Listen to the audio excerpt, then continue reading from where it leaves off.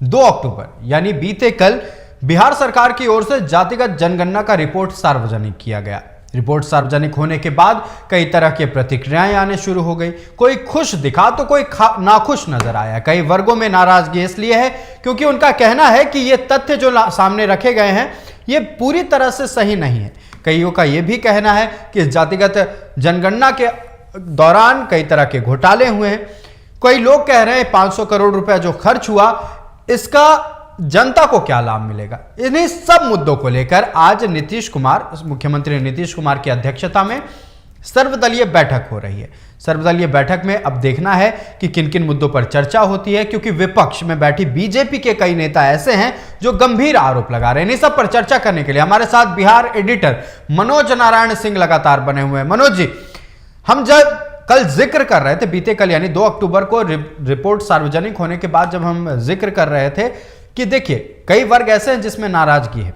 आज सुबह होते होते वो जो नाराजगी थी लोगों की, कई दलों की और कई नेताओं को, वो सामने आ गई। कई नेता मुखर होकर सामने अपनी बातों को रखने लगे। जैसे कि पवन जायसवाल की अगर बात कर ले, बीजेपी विधायक पवन जायसवाल, उन्होंने साफ तौर पर कह दिया है कि वैश्य जो समाज की डेटा पेश की गई है वो सरासर गलत है। बीजेपी के कुछ नेता यह भी कह रहे हैं कि महज राजनीति किया जा रहा है, इस रिपोर्ट से किसी को लेना देना नहीं है। जो आरोप, मुख्य मुद्दा यहां हो रहा है कि क्या रिपोर्ट सही है, क्या गलत है, और जो आज मुख्यमंत्री नीतीश कुमार की अध्यक्षता में बैठक हो रही है, क्या इन्हीं सब मुद्दों पर चर्चा हो रही है?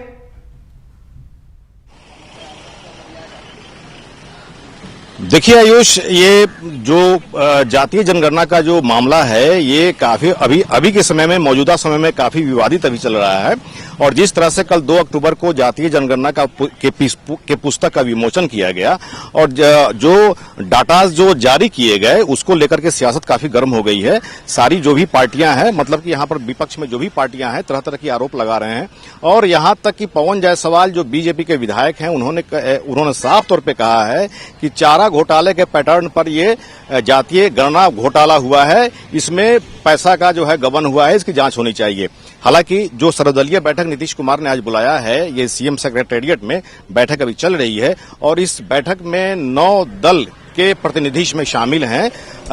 बात कर लें महागठबंधन में तो JDU, RJD, Congress, CPI, CPIML और जो सीपीआईएम, ये के बाद में जो विपक्षी पार्टी है यहाँ पर बीजेपी, हम और एआईएमआईएम के जो प्रतिनिधि हैं वो यहाँ पर 9 जो पार्टियां हैं उसके प्रतिनिधि यहाँ पर बैठक में शामिल हैं।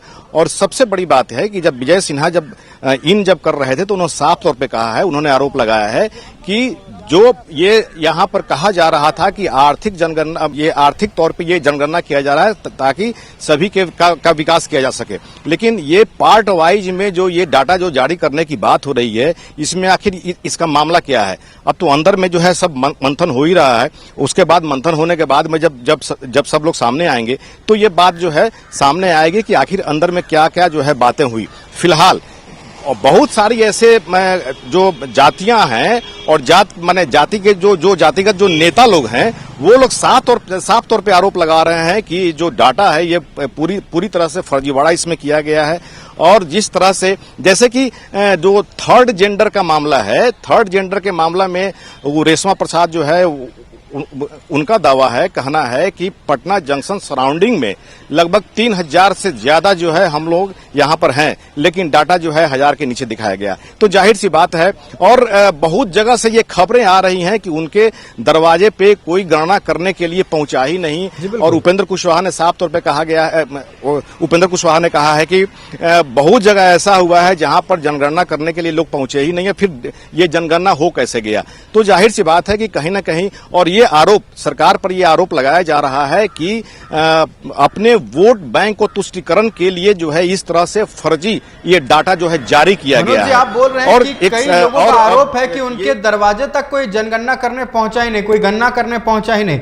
आश्चर्य करने वाली बात यह है कि कई गांव ऐसे हैं जो वहां पूरे गांव में ही किसी का जनगणना नहीं हुआ, किसी भी घर, किसी भी परिवार के बारे में ब्यौरा लिया ही नहीं गया। जब हम लोगों से लोग जुड़ने की कोशिश की, बातचीत कर रहे थे, उस दौरान कई गांव के लोगों ने यह बताया कि हमारे गांव तक तो ये जनगणना करने वाले लोग पहुंचे ही नहीं।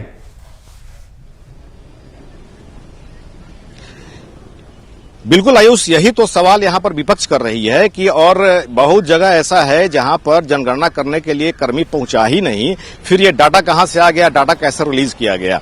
और आज जिस तरह से सुप्रीम कोर्ट में एक रीट दायर किया गया है और 6 अक्टूबर को उस पर सुनवाई होनी है, और इस जनगणना को लेकर के जो रीट दायर किया गया है, जाहिर सी बात है कि सुप्रीम कोर्ट में 6 अक्टूबर को क्या मामला होगा। लेकिन जिस तरह से और एक विश्वकर्मा समाज का एक नेता है, वो जो है लोहार विकास मंच करके अपना बनाए हुए हैं, उनका आज फोन मेरे पास आया और उन्होंने कहा कि मेरे घर पर कोई नहीं आया और लोहार जाति का जो है इसमें कहीं ना कहीं जो है फर्जीवाड़ा किया गया है और हम लोग जो है इसको बाइकआउट करते हैं। हो सकता है कि हम लोग जो है तैयारी कर रहे हैं, हो सकता है कि हम लोग कानून में भी जाएं। तो इस तरह के बहुत सारे जो है जो भी जातिगत जो अपना मंच सब है, संघ सब है, ये सब दावा कर रहे हैं, कह रहे हैं कि मेरी जाति के साथ फर्जीवाड़ा किया गया है और हम लोग कोर्ट में जाएंगे। तो ये तो खैर आने वाला समय बताएगा। लेकिन अभी फिलहाल सर्वदलीय जो बैठक हो रही है, 9 दल के प्रतिनिधि जो शामिल हैं, सीएम की अध्यक्षता में बैठक हो रही है, इसमें सारे पार्टी के लोग जो है अपने अपने मंतव्य रखेंगे। खास तौर पे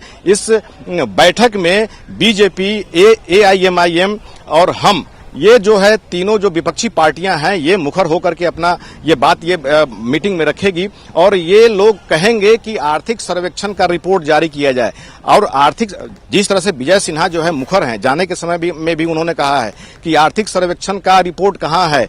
ये जो है जिस तरह से ये रिपोर्ट आया है, जाहिर सी बात है कि इसमें बहुत सारा धांधली इसमें प्रतीत हो रहा है। आर्थिक सर्वेक्षण का जो है ये कहां है, क्योंकि जो दावा किया जा रहा था कि ये जो जनगणना की जा रही है, ये जो गणना की जा रही है, इसमें जो भी दबे कुचले लोग हैं और यहाँ पर गरीबी रेखा से जो लोग नीचे रह रहे हैं, जो लोग गरीब हैं, उसका डाटा तैयार किया जा रहा है ताकि उनके उत्थान के लिए ये प्रयास किया जाए। लेकिन प्रशांत किशोर ने आज साफ तौर पे कहा है कि ये जो है जेडीयू और आरजेडी का ये अंतिम चाल है और ये जातीय जो गणना है या जातिगत जो विष फैला करके और ये अपने वोट बैंक को पोलराइज करने की ये लोगों की अंतिम साजिश है। और तो जाहिर सी बात है कि प्रशांत किशोर जो है पॉलिटिकल एनालिस्टिक हैं, वो जो है समय समय पर अपना एनालिसिस देते रहते हैं और गांव में पैदल भ्रमण कर रहे हैं, क्षेत्र में भ्रमण कर रहे हैं और एक तरह से ग्रामीण बिहार की जनता में अलग जगाने का काम कर रहे हैं। तो जाहिर सी बात है कि अब जनता कितना जागरूक हो पाती है, जनता क्या समझ पाती है, तो आने वाला समय बताएगा। फिलहाल जो डाटा जारी किया गया है, इसको लेकर के सरकार पर ये आरोप लगाए जा रहे हैं कि कहीं न कहीं जो है अपने फायदे के लिए, अपने वोट बैंक को पोलराइज करने के लिए कहीं न कहीं ये डाटा जारी किया गया है। आयुष, देखिए एक और डेटा निकलकर सामने आया, वो डेटा है 0.16%। वो डेटा है उन लोगों के बारे में जो किसी भी धर्म या फिर किसी भी जाति से ताल्लुक नहीं रखते हैं। कई लोग हैं, जनता है, हमारे दर्शक हैं, जो कंफ्यूज हैं, उन्हें समझ में नहीं आ रहा है कि ये किसी भी धर्म, किसी भी जाति से ताल्लुक नहीं रखने वाले कौन से लोग हैं। इसके बारे में थोड़ा विश्लेषण दें। देखिए जिस तरह से इसमें मुस्लिम धर्म को लेकर के, माने मुस्लिम धर्म का इसमें डाटा नहीं है, उन लोगों को भी जो है ये ओबीसी, बीसी ये सब में जो है समाहित कर दिया गया है उप जाति के अनुसार में। और एक तरह से देखा जाए तो मुस्लिम धर्म को छोड़ करके बाकी सिख है, ईसाई है, इन लोगों का जो है डाटा जारी किया गया है, लेकिन मुस्लिम धर्म का इसमें डाटा नहीं जारी किया गया है। तो जाहिर सी बात है कि इसमें बहुत सारी जो है विकृतियां दिख रही हैं। फर्स्ट देखने में जो है विकृतियां दिख रही हैं और इसी को विपक्ष अपना मुद्दा बना रही है। और जिस तरह से आपने कहा कि जो कुछ ऐसे परसेंटेज लोग हैं जो किसी धर्म को नहीं मानते, किसी संप्रदाय को नहीं मानते, तो ऐसे जो है लोग के बारे में भी विपक्ष अभी तो, चूंकि मामला जो है बहुत ये डाटा का है, आर्थिक जो डाटा है उसको लेकर के विपक्ष अभी मुखर हो रही है। तो जाहिर सी बात है कि आने वाले समय में ये सब डाटा पर भी जो है इस पर विचार कर सकती है विपक्ष। और जहां तक ये डाटा की बात हो रही है, इस डाटा को लेकर के हो सकता है कि कोर्ट में बहुत सारे लोग जाएं। हालांकि जिस तरह से सुप्रीम कोर्ट में एक रीट आज दायर हो गया है और भी बहुत ऐसे जाति के लोग हैं जिनके फोन मेरे पास आ रहे हैं, जिनका मैसेज मेरे पास आ रहे हैं, वो लोग जो है मुखर होकर बोल रहे हैं कि हम लोगों के जाति के साथ जो है फर्जीवाड़ा किया गया है, इसमें जो है घोटाला किया गया है, हम लोगों के यहाँ कोई आया ही नहीं गणना करने के लिए। तो जाहिर सी बात है कि हम लोग जो है कोर्ट में जाएंगे और इस पर जो है इस के अगेंस्ट में जो है कोर्ट में मुकदमा दायर करेंगे। अभी आने वाला समय बताएगा कि ये जो डाटा है, जो जातिगत गणना का जो डाटा है, इस पर कोर्ट में क्या क्या मामला आता है, क्या होता है और अभी सर्वदलीय बैठक में क्या क्या डिसीजन होता है। हालांकि विपक्ष जो है अपने विजय सिन्हा खुद अपने जो है यहाँ पर पहुंचे हुए हैं, तो जाहिर सी बात है कि वो भी अपना मुखर होकर के अपनी बात रखेंगे और आर्थिक जनगणना पर वो विशेष अभी बल दे रहे हैं कि आर्थिक जो गणना है उसको जो है पब्लिश किया जाए। तो अब बैठक खत्म होने के बाद में पता चल पाएगा कि अंदर में जो है क्या क्या बातें हुई हैं, लेकिन विपक्ष जो है अभी मुखर दिख रही है। देखिए, आयुष, विपक्ष पूरी तरह से मुखर है।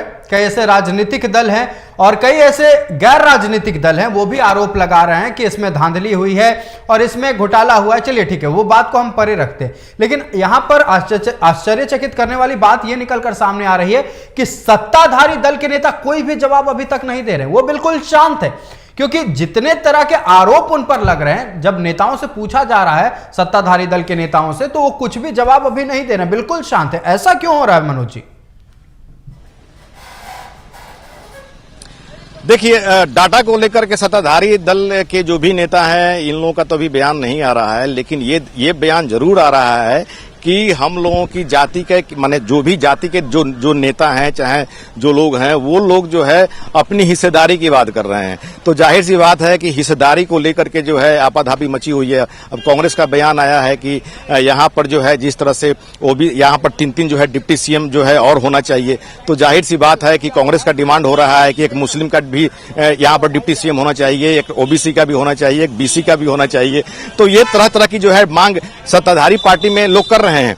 तो लेकिन सबसे बड़ी बात यहाँ पर यह है आयुष कि ये जो मकसद बताया गया था सरकार की तरफ से कि जो गणना की जा रही है, इसका मकसद जो है लोगों के विकास का है, ये जानने का है कि कितने लोग पिछड़े हुए हैं, कितने लोग मतलब कि गरीबी रेखा से नीचे हैं और उनको विकास करने की जरूरत है। और जिस मकसद का दावा करके सरकार ने ये जो गणना है, जातिगत जो गणना है, ये कराने का सुप्रीम कोर्ट में भी अपना प्ली लिया था, वो जो है डाटा अभी गायब है। और आर्थिक जो डाटा जो होता है, आर्थिक सर्वेक्षण का जो डाटा है, वही डाटा गायब है। और सिर्फ जो है कास्ट सेंसस का जो है सिर्फ डाटा रिलीज किया गया।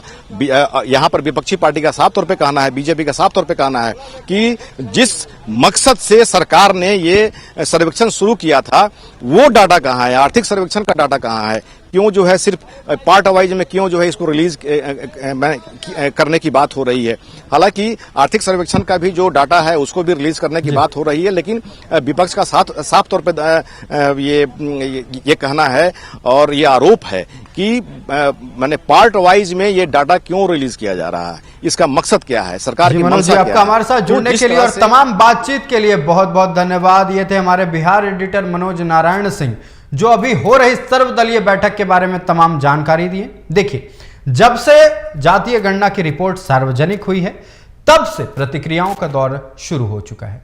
राजनीतिक दल के लोग हों या गैर राजनीतिक दल के लोग हों, तरह तरह के आरोप लगा रहे हैं।